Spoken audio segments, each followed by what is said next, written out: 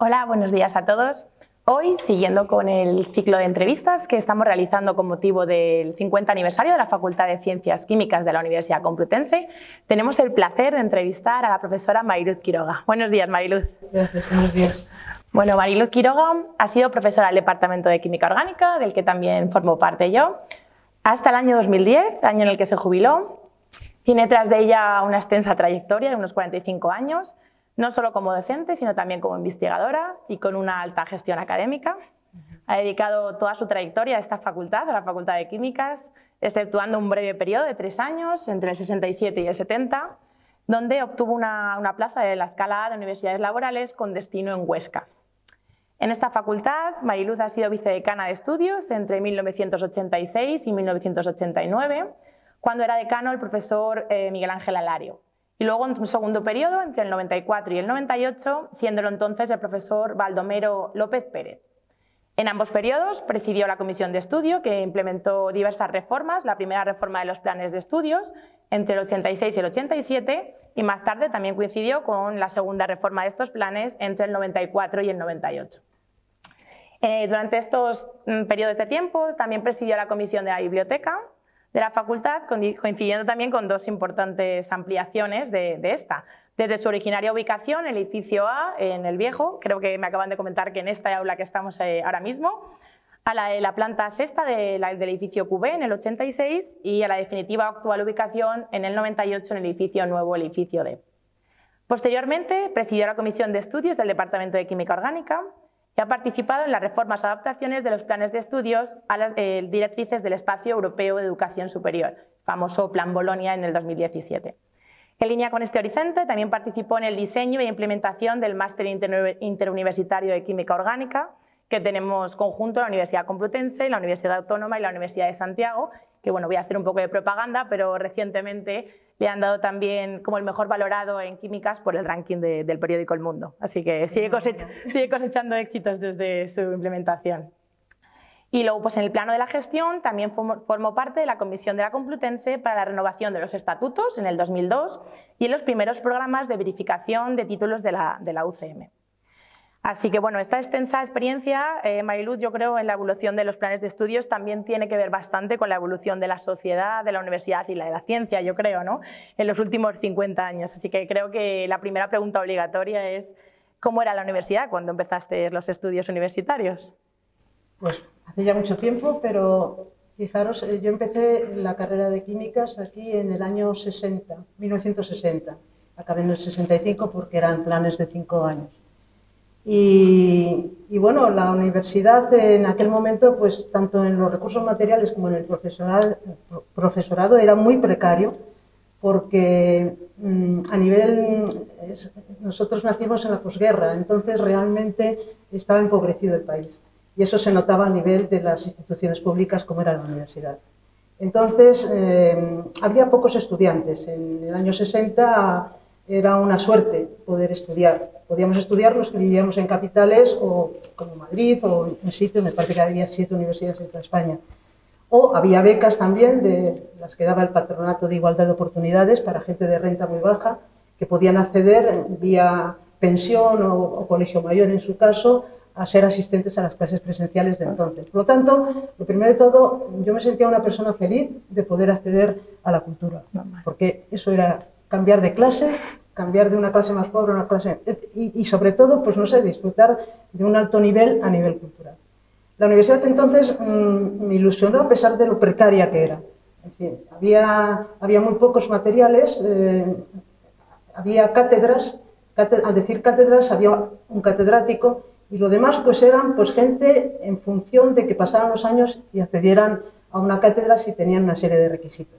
Pero la cátedra pues estaba rodeada de pequeños, aparte de los despachos, pues tenía pequeños laboratorios de investigación donde hacían el doctorado algunas personas, muy pocas.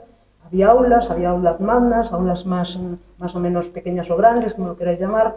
Y bueno, pues no podemos decir que eso mejorara en el tiempo en que yo recorrí esta facultad como estudiante. En cuanto a la biblioteca, pues realmente no había libros, porque los libros eran donaciones de los catedráticos y por lo tanto había un registro un catálogo de registros de libros que existían, pero que no podías acceder a ellos. Y tardó mucho en llegar el momento del libre acceso a los fondos, como luego comentaré.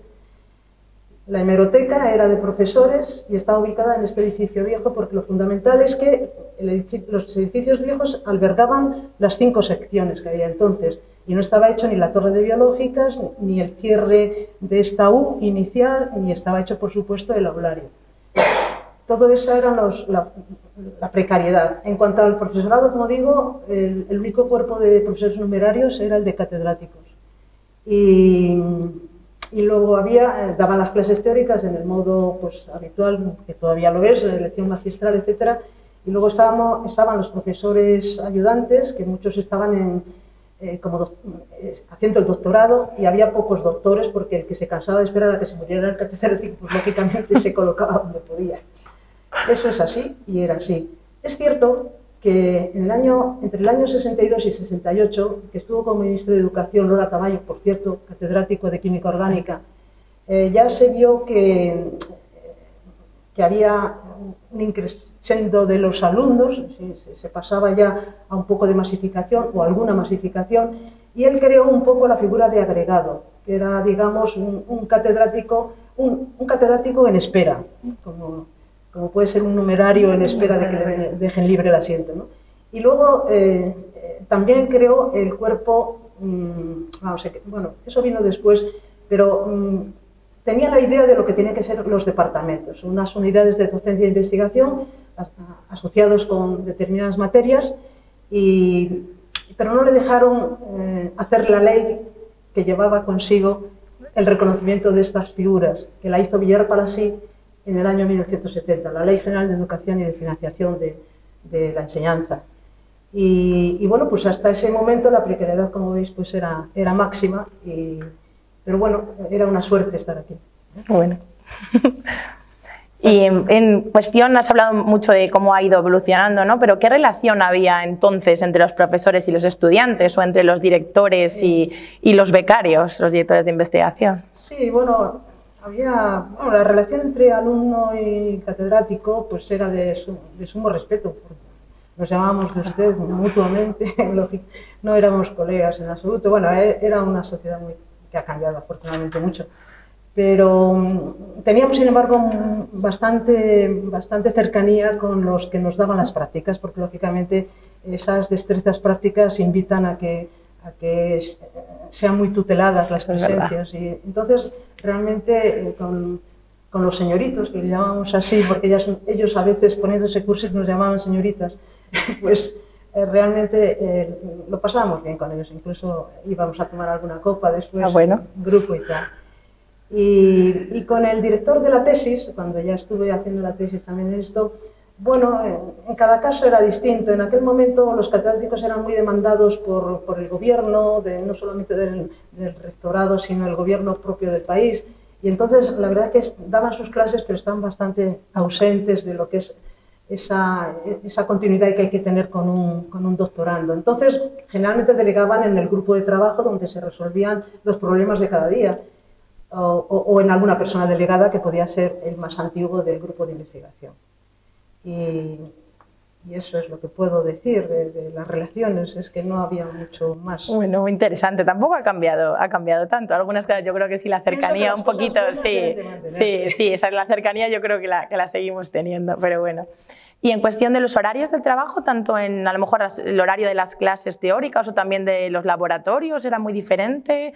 ¿Se correlacionaba con los créditos estos que ahora tenemos siempre FTS? A lo mejor ahí no era una utopía esto. La herramienta cuantitativa que mide las horas prácticas teóricas y la competitividad, para poder sencillamente comparar materias y trazar recorridos equivalentes, esas cosas, eso no existía. No. Eso vino en el Horizonte Bolonia, vino con la LRU ya un poco, pero bueno, luego hablaremos de eso. No, eso no existía, pero puedo decir a grosso modo que sabía que me ibais a preguntar esto y he dicho, vamos a ver, la equivalencia, me he planteado cómo era aquello. Pues yo creo que si en un 100% de presencia física, que luego decimos que un 60% eran las clases teóricas, pues un 25 podían ser las prácticas en los primeros años. Luego se invierte un poco, hay más en laboratorio que teoría. Entonces, y lo demás que sobra del total, pues podían ser las evaluaciones, etc. Quiero decir que teníamos como la mitad de tiempo presencial práctico respecto al tiempo presencial de horas de teoría y seminario. O sea, eso así, se podía invertir un poco al pasar desde lo que llamamos ahora primer ciclo a un segundo ciclo. Los laboratorios eran largos porque había también carencia en los laboratorios y muchas veces perdíamos un poco el tiempo en el sentido de esperar a que pesara, porque había una balanza, claro. No era tan automático todo, en fin. Pero esa presencialidad a veces se consumía pues aprendiendo de alguna manera, ¿no? Lo que teníamos que aprender. Pero que no se puede correlacionar con la herramienta ECTS. ECTS, ¿no? Normal. Y las clases, sobre todo las clases teóricas, por ejemplo, el uso de la pizarra, presentaciones, ¿algo parecido al campus virtual teníais, los exámenes? ¿Crees que era muy diferente? Bueno, las horas, la metodología, ¿te refieres? Sí, sí, más o menos. La metodología, bueno, pues era, el profesor dictaba, hacía pizarra y tiza y apuntes nosotros. O sea, eso era así porque faltaba el recurso de los libros, aunque te recomendaban libros, evidentemente, y tú comprabas alguno, o se lo pedías al catedrático que lo tenía en su despacho, en fin. Estas metodologías fueron cambiando un poco y a lo largo de la carrera en lecciones concretas se empezaba a usar ya las diapositivas y las transparencias. Bueno. O sea, pero campus virtual no. El profesor el primer día de clase te recomendaba una serie, te decía cómo era la materia y te ponía a un nivel de que te buscaras un poco la vida y los apuntes se respetaban como una joya. A veces estudiabas por tus apuntes o porque era el mejor apuntando. Está claro. Eso, ¿no? Y luego, no sé, ¿qué me has preguntado? No, simplemente eso, a nivel de también los exámenes eran muy diferentes. Los exámenes eran escritos, en general, porque estaba muy masificada la universidad. Ahora está menos, yo creo, está más distribuida. Eran largos. He de decir una cosa, defendiendo lo antiguo, quiero decir, ¿no habéis observado, no sé si sigue existiendo el vicio de los alumnos de levantar la mano el primer cuarto de hora de que se reparten los exámenes y no entienden el enunciado? En muchos casos hay que descifrárselo, como si estuviera codificado. Y bueno, en aquel entonces yo no recuerdo que hubiera esa parálisis y que luego incluso algunos profesores teníamos que explicar, no sé si es que se redactaba mejor antiguamente o es que realmente eran han ido siendo más complejos. Eran muy exhaustivos en todo caso, se preguntaba casi todo, porque había unos parciales que eran bastante largos y luego, claro, los finales. Pero por lo demás pienso que, bueno, no ha cambiado mucho. Y desde luego no había campus virtual, porque no había tecnología adecuada para ello. Pero bueno, estábamos. Sí. Bueno, el campus virtual, yo cuando empecé la licenciatura tampoco, teníamos una especie de metanet o algo por el estilo, o sea que es verdad que lo del campus es muy, muy novedoso. Lo que pasa es que íbamos a reprografía a buscar, me acuerdo yo también, todos los apuntes. Lo tuvimos que practicar, vamos, que en fin. Así que, y respecto a los laboratorios de docencia e investigación, sobre todo los de investigación, a lo mejor son muy diferentes, sí, bueno, es que, supongo, claro, ¿no? Necesita un soporte que afortunadamente ha debido cambiar bastante. Bueno, ya ha ido evolucionando. Puedo decir que, bueno, lo más característico de esa pobreza y esa miseria eran los malos olores que se desprendían y que iban ciertamente hacia el departamento de bioquímica, que siempre se quejaban de los olores porque subían. Alguna vez todavía pasa, está mal decirlo, alguna vez nos ha pasado, ya menos, pero... Sí, porque en esto de las infraestructuras, como ahora puedo comentar, se habrá progresado, pero claro, la infraestructura de vitrinas, extractores y eso, y el material de mesa, que se suponía que era de lo más caro, pues andábamos muy mal. Teníamos que hacer muchas colas para pesar. Joder. Y yo conocí el rotovapor en quinto de carrera. Había uno a lo mejor por el laboratorio y luego cuando entrabas en los laboratorios de los que hacían la tesis, sí, aquello era un nivel. Pero es que cuando nosotros hicimos los laboratorios no había esmerilados, por ejemplo. Claro. Teníamos que taladrar corchos y doblar codos, etcétera, etcétera. Es más, las prácticas, yo creo que es interesante que se sepa, las las elegíamos de una serie de, aparte de los criterios positivos, como que fuera didáctico, que repasaran el concepto que se da en teoría y tal, muchas veces despreciábamos algunas que podía ser incluso más interesante por el riesgo que encerraba, porque no teníamos garantías de seguridad, con un grupo de prácticas que cada ayudante pues podía tener 2 mesas, como 15 personas, o sea, y realmente a nivel de primer ciclo son unos imberbes. Fíjate que nos decía a lo mejor un bedel, que era la máxima autoridad que a veces teníamos allí, y te decía, baja Víctor, que era el del almacén, y pídele el martillo de doblar varillas. La broma es esto. Otro te decía, ese aparato está mal montado, el tubo de cloro cálcico del refrigerante tiene que dirigirse a donde esté la posición del sol. Cara, el sol te lo sabes. Cosas de estas que, bueno, que marcan un poco, bueno, son unas novatadas graciosas. Bueno, sí. Nos llevamos muy bien con los bedeles, adquirían ellos una especie de tutoría sobre nosotros parecida a los criados de los aristócratas ingleses, era una cosa muy parecida. Bueno, pues con esto no quiero divagar, que, no te preocupes. Que me he perdido un poco, me preguntaba sobre metodologías, pues eso, era pizarra, tiza y bueno, y a veces consultábamos a los ayudantes, a los catedráticos menos, pero bueno, nos defendíamos bien. Seguro que sí, seguro que sí. Bueno. Y en relación con los planes de estudios, que tú tienes muchísima experiencia, ¿cómo los ves con respecto a los planes actuales? Claro, es que estamos en una diferencia de edad de 50 años, y claro, esto... Pues mira, yo estudié con un plan de estudios que estaba apoyado en un decreto ley de 1953. No había autonomía universitaria, esto lo dictaba el gobierno, supongo que aconsejados por el Consejo de Universidades de aquel entonces. Y era un plan de estudios pues, muy generalista, pero al que se llegaba con muchos filtros anteriores, porque nosotros hemos estudiado también en la secundaria, hemos tenido exámenes selectivos, llamémoslo así, o sea, en primero de bachillerato, el ingreso, 10 añitos, la primera reválida con 14, la segunda reválida con 16, el curso preuniversitario otro selectivo, en el sentido de que bloqueaba la entrada. Y luego el primer curso de la carrera que yo hice era selectivo también. Con lo cual, te puedo decir, eso sí, que los que nos reconocíamos las caras en segundo, acabábamos en quinto a la misma, o sea, había muy poco retardo en lo que era de segundo a quinto. Y bueno, ese plan de estudios era muy generalista porque no había especialidades, había unas asignaturas, yo creo que en quinto, que podían ser optativas, en el sentido de que uno podía coger bioquímica o cálculo de no sé qué. No recuerdo muy bien y no he encontrado mucho, no he mirado, he repasado mi memoria y esas cosas. Y yo sé que había, primero selectivo era para todas las secciones, las 5 secciones. En segundo, todo era para todos los alumnos. Tercero, también. Cuarto, ya empezaba a haber un perfil de especialidad, porque podías cambiar una ingeniería o una ampliación por otra ampliación. Ya podías elegir un poco, ¿no? Podías elegir un poco y eso te daba pero en el título no se reflejaba. Tú eras licenciada en Ciencias, sección Química, ¿entiendes? Bueno. O sea, no había unas titulaciones así. Entonces, bueno, no sé, me he perdido un poco porque tengo 81 años.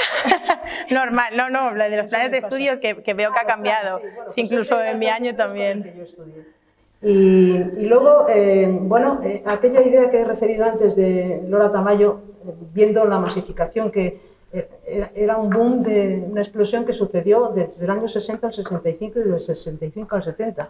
Fijaros que he leído ahora, recordando, que en el 65 la matrícula de universitarios en la pública de toda España era como 80.000 o 86.000. 5 años más tarde, en el 75, era de 140.000. Todo eso en la universidad de aquí se reflejaba muchísimo. Claro. Y seguíamos con un catedrático por especialidad, era imposible. Claro. La idea aquella que traía Lora Tamayo de crear el cuerpo transitorio de agregados y el cuerpo de adjuntos, consolidarlo como tal numerario, aparece en esa ley, en la ley de Villar-Palasí de 1970, que es la Ley General de Educación General, ¿no? Y de financiamiento. Dice financiamiento, creo que es financiación. Financiación, pero bueno, ¿a qué momento?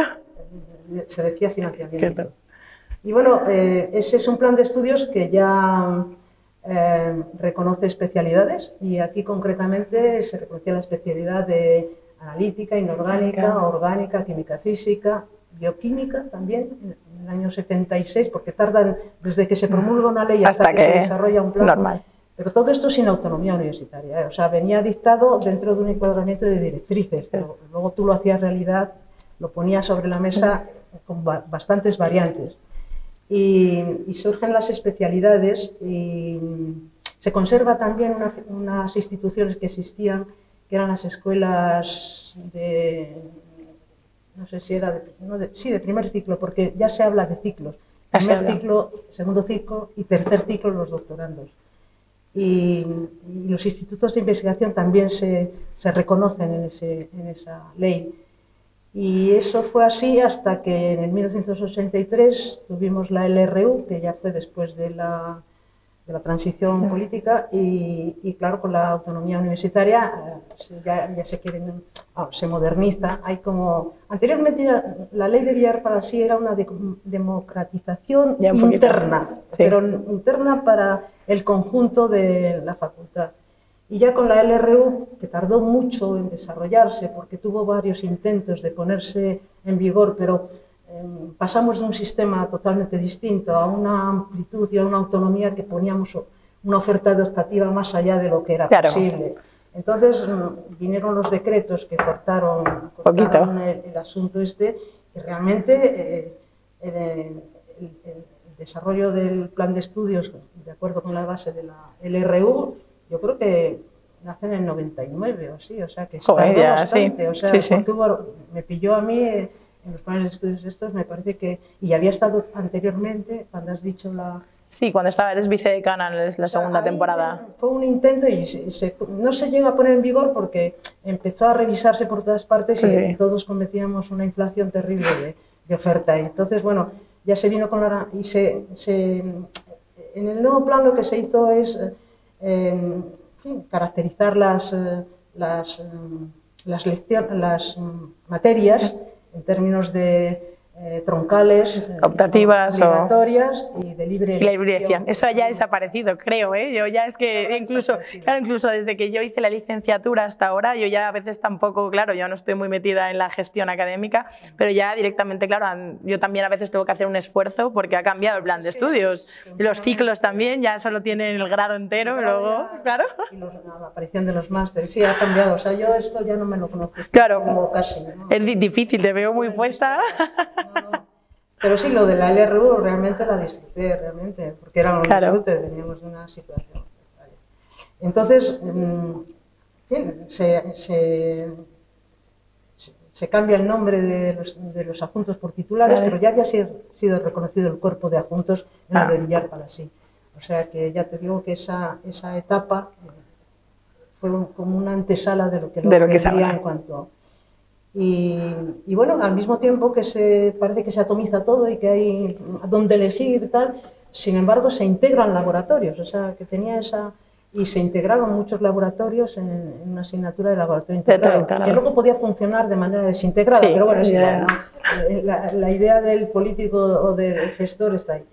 Y bueno, pues no sé qué más decirte de ese plan de estudios, pues que era importante, por ejemplo, porque ya se reconocieron las carreras de segundo ciclo, las licenciaturas, por ejemplo, de bioquímica y de ingeniería química, ciencias de los materiales e ingeniería química, no sé cómo se llama, pero vamos, eran unas especialidades, pero que estaban estrictamente condenadas a tener un primer ciclo de química, y no tenía por qué ser así, y entonces, en ese sentido, pues ya se abre, y luego las diplomaturas, que eran también de ciclo corto, o sea que realmente ya es una transición, podríamos llamarlo así, hacia este presente y futuro que tenemos ahora. Y ya un poco así más personal, ¿cómo se venía a la universidad? ¿El transporte? ¿Cómo se accedía ¿Teníais transporte público? ¿Teníais que...? Sí, bueno... el E y el F, ¿no? El autobús, ¿no? Eso no ha cambiado nada, vemos que... Uno venía de Moncloa, el E y el F de Cuatro Caminos. O sea, pero el ciudad universitario, el metro teníais, ¿no? Metro... Claro, yo ya. Yo creo que no había metro, ¿no? Andábamos mucho, porque a veces si hacíamos tiempo desde Moncloa se venía muy bien. Sí, todavía lo seguimos haciendo, ¿eh? O sea que... No, metro fue más posterior, yo creo que a lo mejor en los 90 o 90 y tantos. no sé, no te puedo decir. Y respecto a la biblioteca que has dicho antes, lo que no hemos comentado, las búsquedas bibliográficas, claro, porque ahora ya tenemos todo electrónico, un SciFinder, pero antes, claro, supongo que sería bastante tedioso. Sí, la verdad es que, y es un personal de las bibliotecas que yo tengo la suerte de conocer y que somos actualmente amigas, la directora Isabel de Armas, y Adela Tercero, que creo que se ha jubilado, me acabo de enterar. Magnífica la relación y además las iniciativas. O sea, no es una cuestión, una relación de amistad, sino que han hecho mucho por esta facultad de químicas. Primero porque hicieron la centralización de los fondos de los libros. Tú sabes la cantidad de títulos, que hasta 8.000 y pico, estaban por los despachos. Sin eso no podías hacer el libre acceso, no podías automatizar, que ya vino la automatización del préstamo, en fin, ya servías a los alumnos realmente. O sea, realmente es de un reconocimiento profundo que yo tengo devoción por estas personas. Es una gente majísima, muy preparada, y seguirá siéndolo seguro. Seguro. En la investigación, claro, al principio pues teníamos el Chemical Abstract. Sí, eso ya me habían comentado. Sí. Es como la Aranzadi en la judicatura, pues sí, te servía. Tenías ahí un montón de tiempo que cubrir con estas cosas. A veces ya empezó la informatización en el CID, el Centro de Información y Documentación, el que está al lado del Consejo, en la calle Serrano. Ah, sí, mucha gente iba allí. Íbamos mucho por allí porque no teníamos el servicio informatizado aquí y luego muchas revistas se podían conseguir allí, ¿no? Allí. Pero bueno, nos arreglábamos bastante bien. O sea, pero vamos, eso es un medio auxiliar impresionante. Claro, esto sí que es un cambio que yo creo que un cambio tremendo desde que empezasteis, yo creo, sí. Y respecto a la investigación, ya justamente con esto de las búsquedas bibliográficas, también la financiación, ¿cómo se financiaba la investigación en aquel momento? Bueno, pues en un principio presentaba proyectos, entiendo, a la CAICID, me parece el acrónimo de Comisión Asesora Interministerial de Ciencia y Tecnología. Muy parecido ahora. Eso los catedráticos pues, presentaban proyectos y les daban una financiación por los mismos, pero claro, era muy poco cuantitativo eso. Esto, la CAICID estuvo actuando hasta el año 87, o sea que duró muchísimo tiempo, pero luego ya se podía, con la jerarquización un poco y la distribución de... No eran solamente los numerarios, los que éramos numerarios ya más gente, éramos los catedráticos, los titulares. Ya había más rangos. Podían pedir proyectos. Y entonces esa misma CAICID pues, valoraba esos proyectos y los daba. Luego ya en los años, yo creo, 87, 90, ya había mucho intercambio con el extranjero. Al principio eran las jornadas con los del sur de Francia, en los Pirineos. Lo más cercano, ¿no? Pero luego pues fuimos teniendo, pues venían aquí, iban allí. De alguna manera se estableció un intercambio, se internacionalizó un poco la cosa. Y bueno, pues realmente, no sé qué, estábamos comentando que cómo se... Sí, lo de la financiación, ¿no? Y has hilado muy bien con esta internalización que yo no sabía. Becarios de empresas que pagaban al chico y eso lo tuve en los años 90, 90 y tal. No lo hubiese pensado yo, y ahora sí tenemos además algunas becas, algunos contratos que van... Estuve con la ELF Aquitaine, con dos becarias, con los laboratorios Uriat, y luego con un profesor de Carolina del Norte que también, vamos, que empezamos ya a espabilarnos, una palabra, claro. Pero sí, es muy interesante, la verdad. Pero vamos, que al final pues todo el mundo vamos por la misma vía, de ver y seleccionar. Pues sí, la verdad que sí. Y la financiación, pues luego eso de la CAICID se volvió CICID, porque le quitó eso de asesora o algo así, pero bueno, en definitiva era lo mismo. Lo importante es que los peticionarios podíamos ser muchos. Eso es lo importante, ¿eh? Exactamente, que ya no era restringido a los catedráticos como antes. ¿Y la situación, cómo era la situación de los estudiantes en la facultad? ¿Había gran proporción de hombres frente a mujeres? ¿Había departamentos que se notaba más esta especialización? Cuando empecé a estudiar en el año 60, pues yo creo que no éramos muchos. En ese año es que eran años de que no había mucho universitario. Y entonces yo diría que era 50-50, no era quizás luego se ha predominado la mujer, yo creo en químicas, no sé. Creo que sí, no me sé las estadísticas, pero creo que lo que yo tenía entendido, creo que éramos un 60% mujeres, 40 hombres, pero no sé si estoy en lo cierto. Dice que se desvía hacia más mujeres según va progresando. Y no tanto porque se vayan los chicos a técnicas, porque también van muchas mujeres a técnicas. O sea, yo creo que sencillamente hay más mujeres. Quizás sí. no estoy muy en la demografía, pero vamos, yo creo que es eso. Y en cuanto a la división por departamentos, pues siempre analítica ha ido más mujeres. ¿Sí? Han ido más mujeres.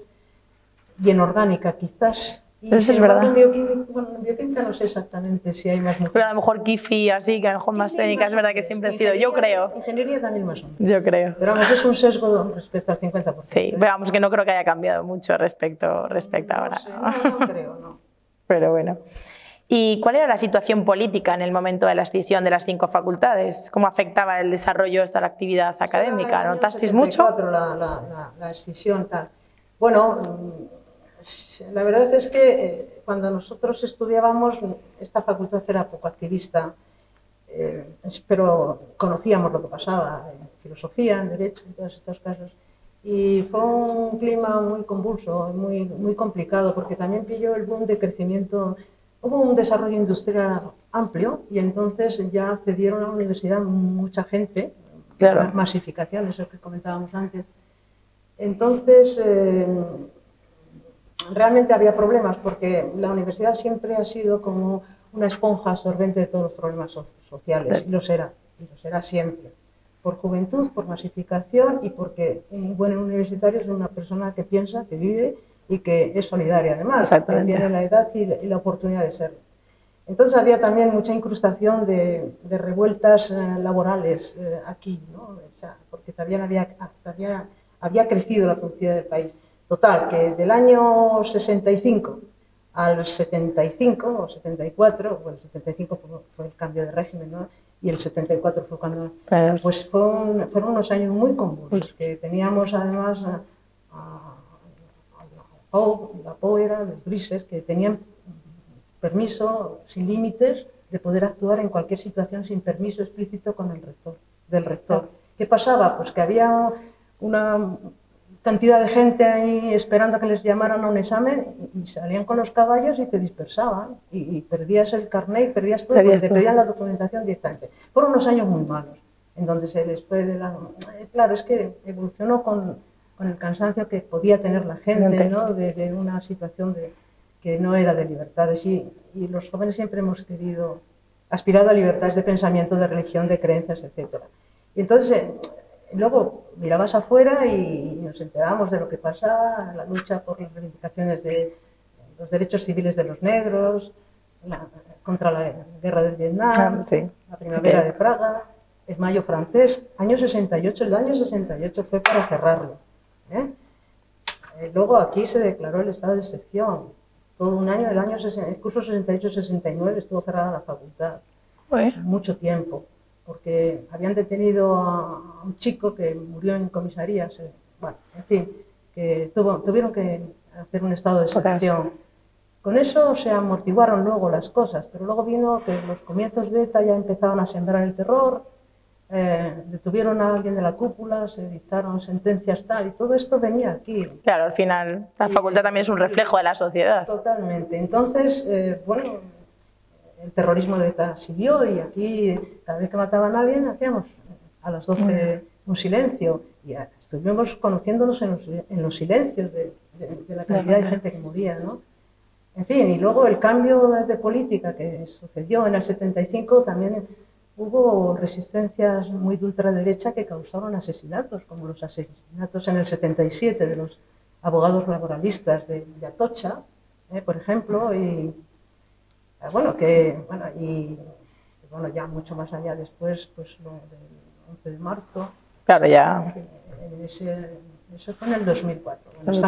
Un chico de nuestro departamento murió en el atentado ese. Quiero decirte que éramos muy permeables porque ocurría en el interior, en el exterior y siempre en lo que nosotros conocíamos. Fue una situación muy convulsa, en una palabra. Y realmente la estabilidad que dio la democracia, pues valió mucho. Valió mucho la pena. Y si comparamos estas reivindicaciones que estabas un poco comentando con a lo mejor unas reivindicaciones del ahora o del futuro, ¿cómo crees que serían a lo mejor diferentes? Siempre habrá. Esto tiene protagonismo, es decir, un estudiante universitario es un protagonista y un grupo colectivo que está hecho ya, no tiene que hacerlo él. Es decir, que no hace falta hacer platajuntas, plataformas ni nada, la situación sucede. Entonces, reivindicaciones del futuro, pues supongo que será por dinero. Hombre, si cambia esto mucho y se vuelve a hacer mucho acogotamiento de ideas, pues claro, volverá a repetirse el ciclo. Podrá haber otra guerra civil, podrá haber lo que quiera. No me atrevo yo a que esto suceda porque creo que somos ya más inteligentes, ¿no? Y hemos hecho. Hemos aprendido. Pero creo que reivindicaciones habrá pues falta de sitio, falta de dinero, no lo sé, es muy difícil. Yo creo que ha cambiado mucho ya la universidad y ser futurista en este momento es decir, pues más de lo que ya tiene tendencia. Y más de lo que tiene tendencia, pues que adquirirá mucha importancia los grupos de investigación grandes. Pero la facultad como estructura que satisface docencia e investigación tiene que seguir, lógicamente, existiendo. Ahora, que haya más, predomine más la actividad con las empresas, a lo largo de que los doctorados tengan más implicación técnica, aspectos de la sociedad que son productivos, que haya a lo mejor una preponderancia, haya más actuaciones a nivel de extensión universitaria. Puedo pensar, y me gustaría pensar, que nos conocemos los de letras y los de ciencias, pero es difícil en un campus tan grande. Pero si hay una buena gestión en el rectorado, de buscar pues, gente que sepa hacer teatro por todas partes, eso, pues esto será una cosa más animada. Yo creo que sí, que se debería de atender a una cosa que no debe ser disociable, porque al final un químico se jubila y no sabe hacer nada. Yo ahora no me dedico a la química, desde luego, me dedico más a cosas de cultura. Quiero decirte que es más... Y eso no tenemos por qué eliminarlo en el periodo que estamos trabajando. Tenemos derecho a ser felices de otra manera. Pues sí. Tienes, bueno, y lo último ya así como para empezar a terminar, ¿tienes algún deseo para los próximos 50 años o algún consejo que quieras darle para los jóvenes que se incorporan a las facultades? Creo que esto está en buenas manos, y que seguirá siendo mejor la gestión, porque está la gente más preparada, lógicamente. Bueno, yo siempre he dicho a mi hijo y a mis sobrinos y todo, yo creo que lo importante en la vida es esforzarse en ser feliz, que la gente cree que es gratuito, de eso nada.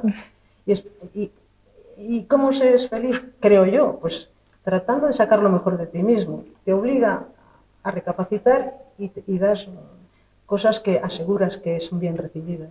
Entonces, que haya buena suerte es lo que deseo. Yo creo que es muy buen consejo para la vida en general, o sea que, pero bueno, muy importante, totalmente. Y bueno, ya para terminar, ¿algo más que quieras añadir a esta entrevista?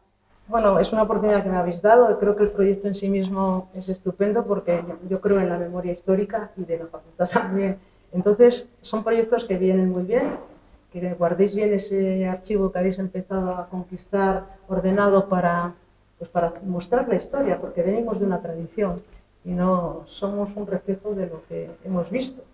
Entonces, que este proyecto es bueno, os felicito por ello y agradezco que me hayáis traído aquí. Vengo contenta, he dado mucha vuelta en la cabeza y ya tengo edad y no me ha costado un poco encuadrar y he divagado demasiado, pero bueno, muchas gracias por todo y un recuerdo para alumnos míos que fueron luego profesores aquí, como Alfredo Pérez Rubalcaba o don Arjona Loraque, que hicieron la tesis conmigo y que han fallecido. Y luego hay otros que están aquí todavía, con los que yo viví la tesis de ellos, y en fin, por ejemplo, pues no sé, José Mancheño, puedo recordar a Santiago de la Moya. Yo también. Bueno, me puedo dejar todavía muchos, pero son gente con la que he dirigido la tesis o de alguna manera hemos proseguido luego en colaboración. A todos ellos, pues, mi agradecimiento también, porque sé que me quieren como yo les quiero a ellos.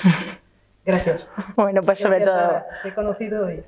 Pues nada, muchísimas gracias sobre todo de nuestra parte por pues, haber tenido ese esfuerzo también en recordar todo y pues por el tiempo que nos has brindado. Así, bueno, pues enhorabuena por el proyecto. Muchísimas gracias. Muchas gracias.